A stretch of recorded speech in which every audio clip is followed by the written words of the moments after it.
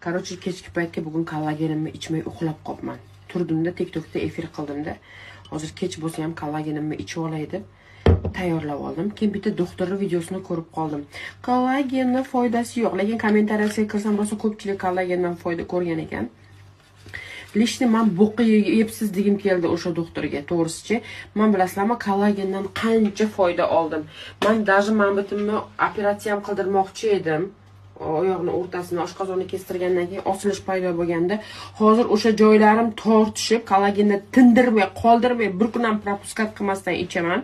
Tortishib qolgan. Bu yerni operatsiya qilish fikridan qaytdim. Kollagenning foydasi juda ham zo'r, juda ham zo'r. Bilgan biladi bu narsani, hamma ham tushunavermaydi. Terilaringizni, ko'jalaringizni yaxshilab beradi, yuzlaringizni terisini yaxshilab beradi. Terini tortib ozishingizga yordam beradi. Ozayotgan odam обязательно kollagen ichish kerak.